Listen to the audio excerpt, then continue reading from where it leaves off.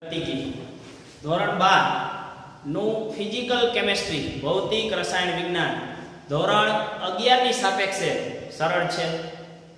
ધોરણ 12 નું ભૌતિક રસાયણ વિજ્ઞાન નું ચેપ્ટર નંબર 4 રાસાયણિક ગતિકી ખૂબ જ મહત્વનું chapter is for JEE and NEET તેમજ બોર્ડની પરીક્ષા માટે પણ ખૂબ જ મહત્વનું ચેપ્ટર અને મીડિયમ વિદ્યાર્થી પણ થોડુંક મગજ દોડાવે તો આ ચેપ્ટર ની અંદર પૂરા માર્ક્સ કવર કરી શકે એવું સરસ મજાનું સરળ ચેપ્ટર છે રાસાયણિક ગતિકી. તો આપણને એટલી ખબર છે કે ઉષ્માગતિશાસ્ત્ર દ્વારા આપણને એટલી ખબર પડી કે પ્રક્રિયા થશે કે નહીં. ઉષ્માગતિશાસ્ત્ર દ્વારા જો ડેલ્ટા G નું મૂલ્ય 0 થી નાનું એટલે કે ઋણ મૂલ્ય મળે તો પ્રક્રિયા સ્વયંભૂ થશે ઉષ્માગતિશાસ્ત્ર દ્વારા.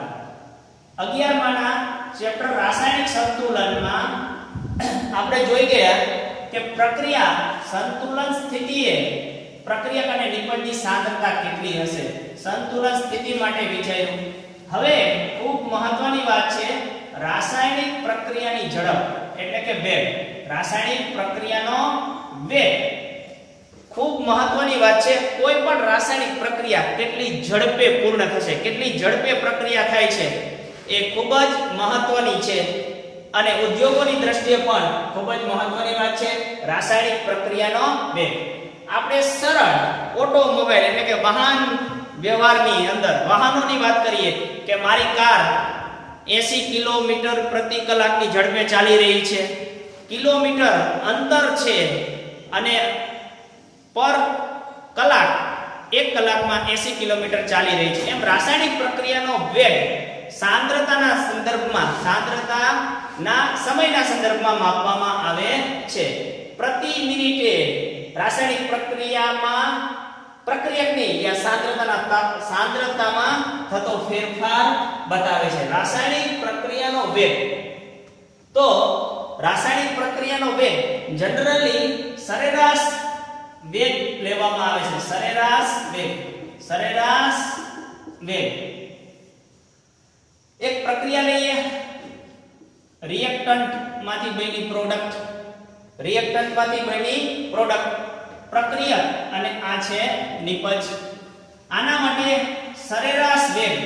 સરેરાશ પ્રક્રિયાનો વેગ લખવો છે તો પ્રક્રિયક સમય વધવાની સાથે, સમય પસાર થવાની સાથે પ્રક્રિયકની સાંદ્રતા ઘટે છે, નિપજની સાંદ્રતા વધે છે. પ્રક્રિયકની સાંદ્રતા ઘટે છે એટલા માટે માઈનસ સાઇન વડે દર્શાવવામાં આવે છે delta R by delta T. Delta R by delta T. Delta T સમય બતાવે છે, સમયનો ફેરફાર બતાવે છે. ડેલ્ટા R પ્રક્રિયકની સાંદ્રતાનો ફેરફાર બતાવે છે. શરૂઆત તેવી જ રીતે નિપજના સંદર્ભમાં લખીએ delta P by delta T. Delta P by delta T નિપજ છે, નિપજની સાંદ્રતા વધે છે માટે તે પ્લસ છે. પ્રક્રિયકની સાંદ્રતા ઘટે છે માટે તે માઈનસ છે. ઓર એક પ્રક્રિયા લખીએ A plus 2B it gives C. તો અહીંયા સરેરાશ પ્રક્રિયાનો વેગ લખવો છે. સરેરાશ પ્રક્રિયાનો વેગ, પ્રક્રિયાની ઝડપ લખવી છે તો એ પ્રક્રિયક છે મતલબ A ની સાંદ્રતા ઘટે છે delta A by delta T minus 1/2 તત્વ યોગમિતીય ગુણાંક છે એટલા વડે એને ભાંગવા પડે. 1/2 delta B by delta T બરાબર શેના સંદર્ભમાં? C આપણી નિપજ છે મતલબ plus delta C by delta T. આવી રીતે આપણે સરેરાશ પ્રક્રિયાનો વેગ લખી શકીએ છીએ. પ્રક્રિયા લખીએ HN2 plus 3 mol H2 it gives 2 mol of ammonia. 2 mol ammonia. આના માટે સરેરાશ પ્રક્રિયા વેગ N2 પ્રક્રિયક છે delta N2 by delta T minus તત્વયોગ મિતિ ગુણાંક છે 3 minus 1/3 delta H2 by delta T ammonia નિપજ છે plus 1/2 delta NH3 by delta T આવી રીતે કોઈ પણ પ્રક્રિયાનો સરેરાશ પ્રક્રિયા વેગ બતાવી શકાય છે તમે જાતે લખી શકો H2 I2 it gives 2 mole of HI જાતે હોમવર્કમાં સરેરાશ પ્રક્રિયાનો વેગ આ પ્રક્રિયા માટે લખો H2 Hg Cl2 it gives HgCl2 બંને પ્રક્રિયા માટે દરેક વિદ્યાર્થીએ જાતે બંને માટે સરેરાશ પ્રક્રિયાનો વેગ લખો સરેરાશ પ્રક્રિયાનો વેગ લખતી વખતે ખાસ ધ્યાનમાં રાખવાનું કે તેનો તત્વયોગ મિતિ ગુણાંક વડે ભાગાકાર કરવો જરૂરી છે શા માટે a જેટલો વપરાશે એના કરતા b 2 ગણો વપરાશે તો એનો સરેરાશ પ્રક્રિયા વેગ શોધવા માટે 2 વડે ભાગવા જરૂરી છે 3 ગણો વપરાશ થતો હોય તો એને 3 વડે ભાગવા જરૂરી છે હવે રાસાયણિક પ્રક્રિયાનો વેગ કેવી પ્રક્રિયા માટે આપણે પ્રક્રિયા વેગ શોધી શકીએ ઘણી બધી પ્રક્રિયાઓ ઝડપી પ્રક્રિયા છે ખૂબ જ ઝડપી પ્રક્રિયાઓ છે અથવા ઘણી એવી પ્રક્રિયા છે ખૂબ જ ધીમી પ્રક્રિયાઓ છે ઝડપી પ્રક્રિયાની અંદર સોડિયમ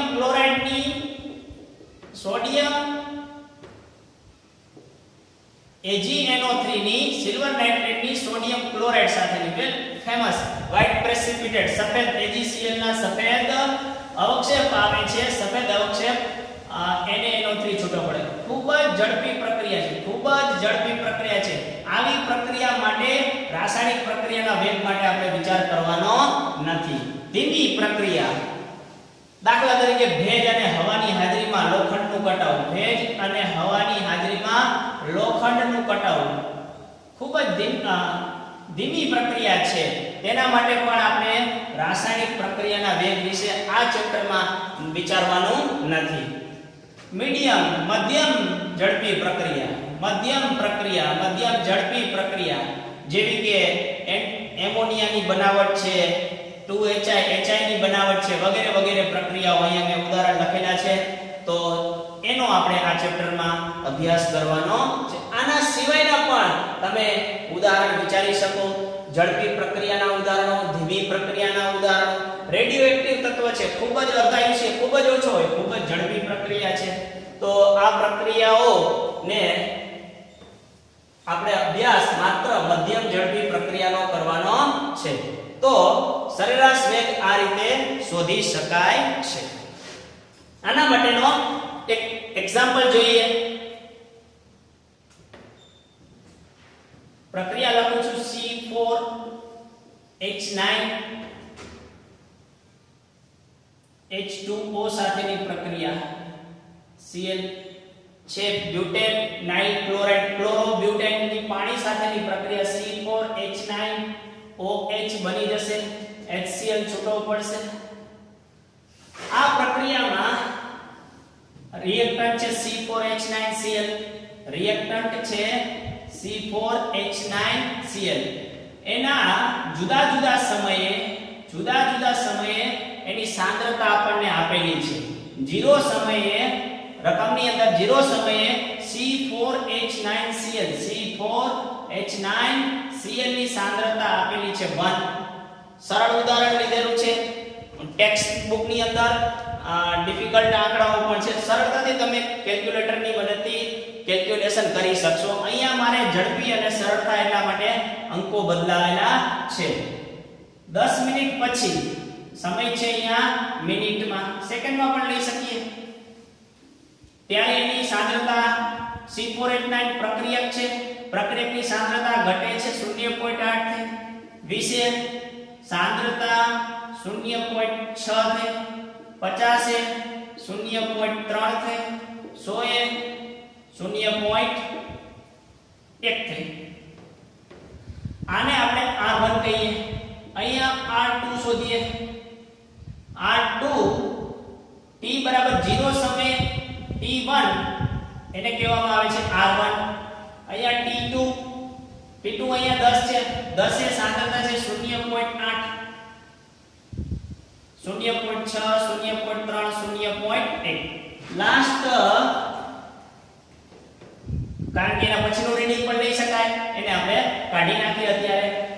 10 T2 આ થઈ ગયું આના માટે 20, અહીંયા 50, 100 છે 100. હવે અહીંયા R2 R1, R2 R1 0.8 -1 minus, અહીંયા આગળ માઈનસ નિશાની કરી દઉં એટલે પ્લસ થઈ જાય બધું. Minus R2 R1 0.8 -1 -0.2 into minus plus 0.2, same અહીંયા 0.2, અહીંયા 0.3, અહીંયા 0.2. Same to same delta T શોધીએ. આને કહેવામાં આવે છે ડેલ્ટા R, એટલે કે R2 R1, R2 R1. Delta T બરાબર T2 T1, T2 T1. T2 10 0, 10, 20 10, 10, 50 20, 30, 100 50, 50. હવે પ્રક્રિયાનો વેગ શોધવા માટે પ્રક્રિયકના સંદર્ભમાં C4H9Cl by ડેલ્ટા T. આપણે અહીંયા ડેલ્ટા R દરેક સમય માટેનો ડેલ્ટા R મળી ગયો છે, ડેલ્ટા T પણ છે. 1/1 કિંમત મૂકતા જઈએ. આ ડેલ્ટા C4H9Cl અહીંયા છે ડેલ્ટા R, એટલે કે delta C4H9 0.2 by delta T છે 10. અહીંયા આ માઈનસ નિશાનીને અહીંયા કાઢી નાખીએ, અહીંયા રાખી દઈએ. Minus into minus plus 0.2 by 10, 2 ના છેદમાં 100, 2 ગુણ્યા 10⁻², 2 into 10⁻². Same to same next માટે પણ ગણી શકીએ, થર્ડ માટે પણ ગણી શકીએ, ફોર્થ માટે પણ ગણી શકીએ. બધા માટે હું કેલ્ક્યુલેશન નથી કરતો, સીધું ફોર્થ માટે વિચારીએ. કિંમત મૂકીએ. અહીંયા થર્ડ માટે વિચારીએ, જરા જુદો પોઈન્ટ છે એટલા માટે -0.3 ડેલ્ટા T એનો છે 30, 0.3 બાય 30 મતલબ એક પોઈન્ટ ને જવા દો, અહીંયા એક પોઈન્ટ વધી ગયો. 3 3 ગયા 1/16 મતલબ 1 × 10⁻². પ્રક્રિયાનો વેગ હંમેશા પ્લસ આવવો જોઈએ, એટલા માટે જ અહીંયા સૂત્રમાં માઈનસ નિશાની એડ કરેલી છે. પ્રક્રિયાનો વેગ ઘટે છે, પ્રક્રિયાનો વેગ ઘટે છે, 2 માંથી 1 થયો. પ્રક્રિયાનો વેગ ઘટે છે. અહીંયા બધા જ રીડિંગ આ રીતે તમે પ્રક્રિયાનો વેગ delta R by delta T લખી શકો છો. અહીંયા આપણને મળ્યો 2 × 10⁻². આનો પણ એટલો જ મળશે 20 શોધી શકાય છે. આનો અહીંયા મેં શોધ્યો 1 × 10⁻². રાસાયણિક પ્રક્રિયાનો વેગ ઘટે છે, સરેરાશ વેગ ઘટે. આ આપણો સરેરાશ વેગ છે, સરેરાશ વેગ લેવામાં આવેલો છે. તો આવી રીતે જુદી જુદી પ્રક્રિયાનો વેગ શોધી શકાય છે. એકમની વાત કરીએ, રાસાયણિક પ્રક્રિયાનો વેગનો એકમ તો અહીંયા બરાબર ધ્યાન રાખે. C4H9Cl શું છે? સાંદ્રતા. શેમાં સાંદ્રતા છે? મોલરમાં. મોલર બોલે તો મોલ પર litre, mall litre inverse, mall litre inverse. એકમ છે mall litre inverse. Delta T છે સમય, સમય છે મિનિટમાં યા તો સેકન્ડમાં, સેકન્ડ હોય તો સેકન્ડ ઇન્વર્સ. સમય ઇન્વર્સ રાખીએ, સેકન્ડ ઇન્વર્સ યા તો મિનિટ ઇન્વર્સ. તો પ્રક્રિયા વેગનો એકમ છે, સરેરાશ પ્રક્રિયા વેગનો એકમ છે mall litre inverse second inverse. જો પ્રણાલી વાયુરૂપ હોય, જો પ્રણાલી વાયુરૂપ હોય તો વાયુની સાંદ્રતા એ તેનું આંશિક દબાણ ગણવામાં આવે છે. અને દબાણનો એકમ છે એટમોસ્ફિયર, વાતાવરણ દબાણ, એટમોસ્ફિયર. તો તેનો એકમ અહીંયા વિભાગીય દબાણ છે, વિભાગીય દબાણ એટમોસ્ફિયરમાં લેવામાં આવે છે. એકમ લખીએ એકમ એટમોસ્ફિયર, ડેલ્ટા ટી છે સમય ઇન્વર્સ એટલે કે સેકન્ડ ઇન્વર્સ અથવા મિનિટ ઇન્વર્સ. તો બંને એકમ છે. વાયુરૂપ પ્રણાલી હોય, પ્રક્રિયક નિપજના આંશિક દબાણ આપેલા હોય તો એકમ છે એટમોસ્ફિયર સેકન્ડ ઇન્વર્સ. સાંદ્રતા મોલર માં હોય, mall litre inverse second inverse તેનો એકમ છે. તો આવી રીતે આપણે સરેરાશ વેગ શોધી શકીએ છીએ, તેનો એકમ પણ મેળવી શકીએ છીએ. સરેરાશ વેગ ઘટતો જાય છે એટલા માટે ત્વરિત વેગ મેળવવામાં આવે છે. ત્વરિત વેગ મેળવવામાં આવે છે જેના વિશે આપણે જોઈએ. ત્વરિત વેગ, સરેરાશ વેગ અને ત્વરિત વેગને સમજવાનો પ્રયત્ન કરીએ. પ્રક્રિયકની સાંદ્રતા, અહીંયા ઉદાહરણ મેં રિએક્ટન્ટ ટુ પ્રોડક્ટ, રિએક્ટન્ટ એટલે કે R, પ્રક્રિયકની સાંદ્રતા ઘટે છે.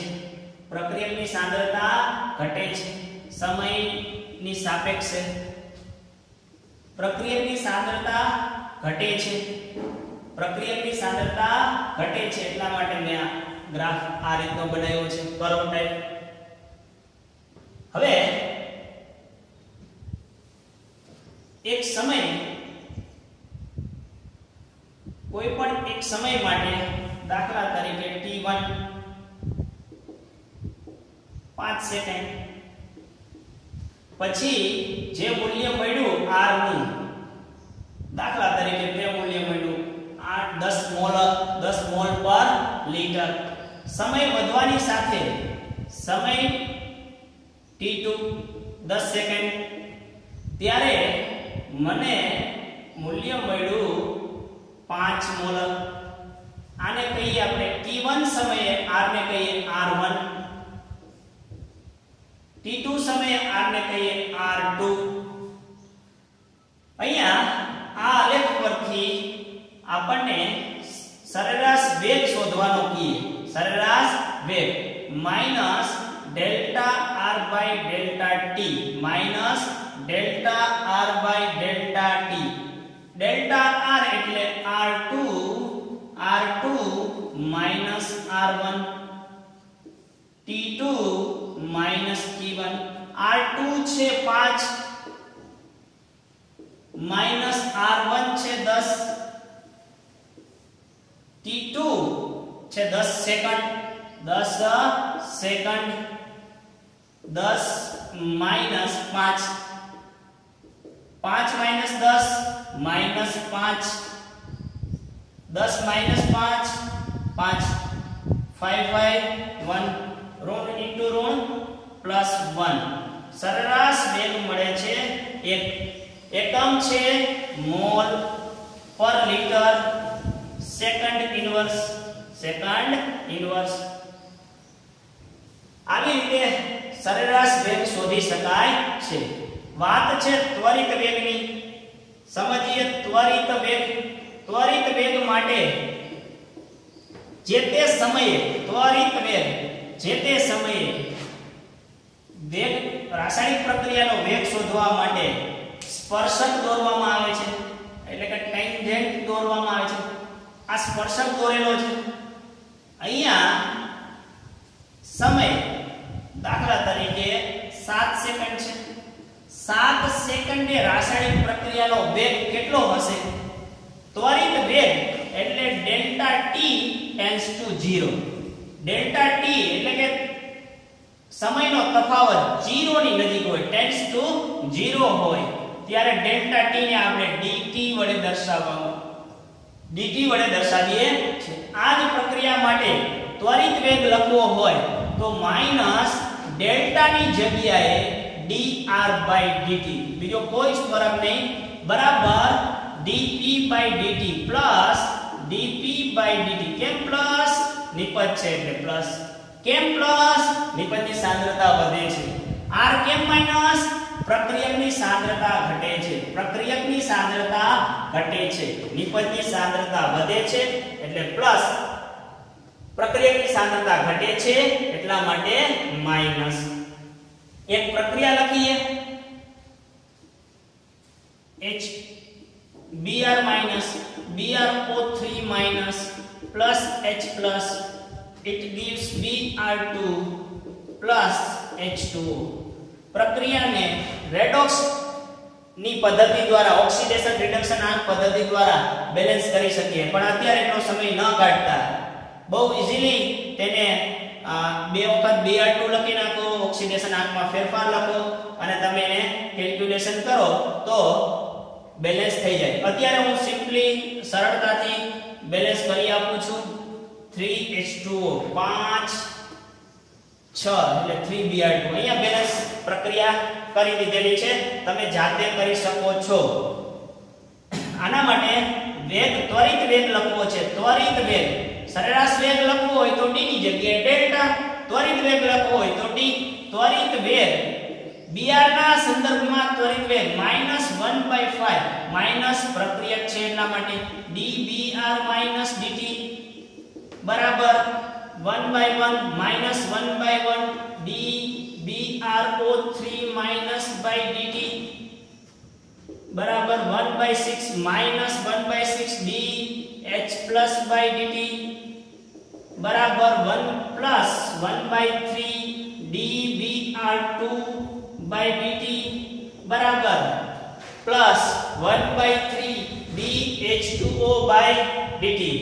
બધી જ રીતે પ્રક્રિયાનો ત્વરિત વેગ દર્શાવી શકાય છે. સેમ ટુ સેમ સરેરાશ વેગ પણ દર્શાવવા માટે d ની જગ્યાએ ડેલ્ટા કરો, બીજો કોઈ જાતનો ફરક કરવાનો નથી. અહીંયા પ્રક્રિયકના સંદર્ભમાં સમજ્યા.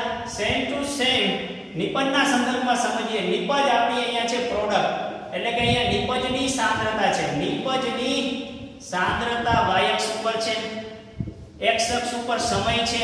સેકન્ડમાં પણ હોઈ શકે, મિનિટમાં પણ હોઈ શકે છે. સમય વધવાની સાથે નિપજની સાંદ્રતા વધે છે. સમય વધવાની સાથે નિપજની સાંદ્રતા વધે છે. t1 સમયે સાંદ્રતાને p1 કહીએ, t2 સમયે સાંદ્રતાને p2 કહીએ.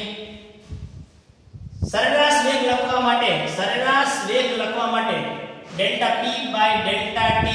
ડેલ્ટા p એટલે કે p2 p1 બરાબર ડેલ્ટા p, t2 t1 બરાબર ડેલ્ટા t બરાબર ડેલ્ટા t.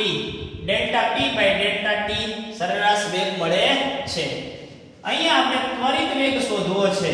ત્વરિત વેગ શોધવા માટે સ્પર્શક લેવામાં આવે છે.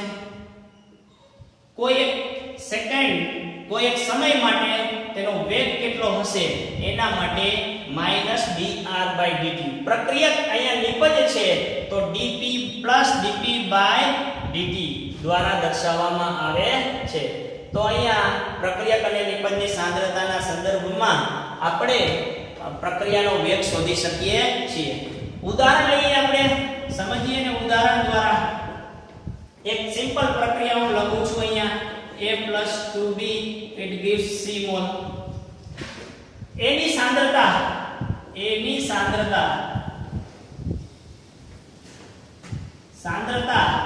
5 મોલર. સિમ્પલ આંકડો લેવા માટે 6 મોલર 10 મિનિટમાં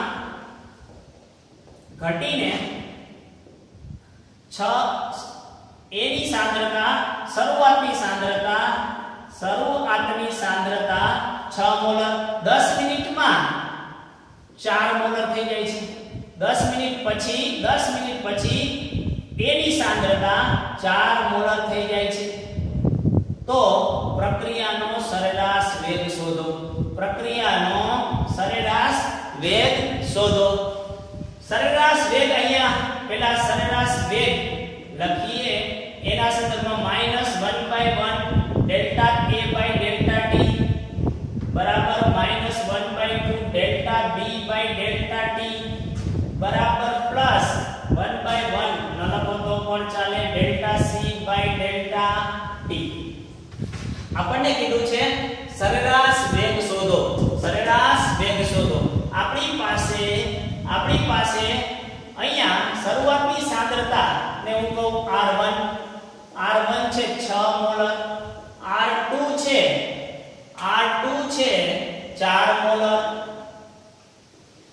શરૂઆતનો સમય t બરાબર 0 સેકન્ડ. પછીનો સમય 10 મિનિટ પછી, એટલે 10 મિનિટ અહીંયા મિનિટમાં છે. તો ડેલ્ટા A એટલે R2 R1 સરેરાશ વેગ -1/1 ડેલ્ટા A એટલે R2 R1 R2 R1 T2 T1 મૂકીએ કિંમત. R2 છે 4 માઈનસ R1 છે 6 છેદમાં T2 T1 10 0 4 6 -2 into minus plus 2 2/10 0.2 0.2 એકમ છે mall. Mall litre inverse minute inverse. Mall litre inverse minute inverse. આપણને કે સરેરાશ વેગ પર સેકન્ડમાં શોધો, સેકન્ડ એકમમાં શોધો, સેકન્ડમાં શોધો. આને જરા આપણે ફેરફાર કરીએ. 0.2 mall litre inverse minute inverse ગુણ્યા અહીંયા ફેક્ટર મિનિટને સેકન્ડમાં ફેરવવો છે. 1 મિનિટ બરાબર 60 સેકન્ડ, એટલે કે 1 મિનિટ ના છેદમાં 60 સેકન્ડ. મિનિટ ઇન્વર્સ મિનિટ ઉડી ગયા. જવાબ તમારો મોલ લીટર ઇન્વર્સ સેકન્ડ ઇન્વર્સમાં આવશે. 0.2/6 0.2/6 પોઈન્ટને ખસેડી દઈએ. 6 2 તરી 6 10 ટુ ધી પાવર -2 1/3 1/3 ભાગ 0.33 ગુણ્યા 10 ની -2 mall litre inverse second inverse. અહીંયા આપણને પૂછે કલાકમાં શોધો, તો અહીંયા કલાકમાં ફેરવી નાખવાનું, જે તમે ફેરવી શકો છો. બીજી વાત ખૂબ મહત્વની, અહીંયા આપણને એમ કહીએ કે આ જે આવ્યો આપણો A ડેલ્ટા A/ડેલ્ટા T, અહીંયા તમારો આવ્યો ડેલ્ટા A/ડેલ્ટા T. A ના અદ્રશ્ય થવાનો વેગ, C ના દ્રશ્ય થવાનો વેગ. આપણને એમ કહે કે ડેલ્ટા C ના દ્રશ્ય થવાનો વેગ પણ શોધો. C ના દ્રશ્ય થવાનો વેગ, તો C ના દ્રશ્ય થવાનો વેગ ડેલ્ટા C/ડેલ્ટા T, ડેલ્ટા C/ડેલ્ટા T બરાબર આપણે લખી શકીએ. ડેલ્ટા C/ડેલ્ટા T બરાબર લખી શકીએ સરેરાશ વેગ. સરેરાશ વેગ આપણને અહીંયા સેકન્ડ ઇન્વર્સમાં મળેલો છે. સેકન્ડ ઇન્વર્સ મિનિટ ઇન્વર્સમાં અહીંયા મળેલો છે 0.2, મિનિટ ઇન્વર્સમાં મળેલો છે 0.2. મૂકી દઈએ કિંમત આપણે. ડેલ્ટા C/ડેલ્ટા T બરાબર 0.2 mall litre inverse minute inverse. આ C નો દ્રશ્ય થવાનો વેગ બતાવે છે. દ્રશ્ય થવાનો વેગ બતાવે છે. સેમ અહીંયા B નો અદ્રશ્ય થવાનો વેગ, તો B નો અદ્રશ્ય થવાનો વેગ એટલે ડેલ્ટા B/ડેલ્ટા T શોધવાનો હોય. સાથે આપણને આ એક્ઝામ્પલ ની અંદર પૂછે કે B નો દ્રશ્ય થવાનો વેગ, B નો અદ્રશ્ય થવાનો, કારણ કે પ્રક્રિયા ઘટે છે, અદ્રશ્ય થતી જાય છે. B નો અદ્રશ્ય થવાનો વેગ શોધો, એટલે કે ડેલ્ટા B/ડેલ્ટા T શોધો. અહીંયા આપણી પાસે સૂત્ર છે -1/2 ડેલ્ટા B/ડેલ્ટા 2 બરાબર સરેરાશ વેગ, બરાબર સરેરાશ વેગ. અહીંયા આપણને શોધવાનું કીધું છે B નો અદ્રશ્ય થવાનો વેગ, એટલે કે ડેલ્ટા B/ડેલ્ટા T. સામે જવા દો 2 ઇન્ટુ સરેરાશ વેગ. સરેરાશ વેગ આપણને મળ્યો છે, સરેરાશ વેગ મળ્યો છે 0.2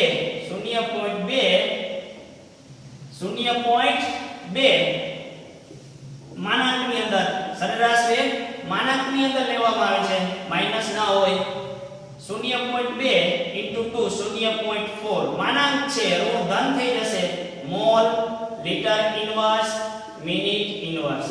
આવી રીતે આપણને ફેરવીને જુદા જુદા પ્રકારના એક્ઝામ્પલ પૂછી શકે છે. જુદા જુદા પ્રકારના એક્ઝામ્પલ પૂછી શકે છે.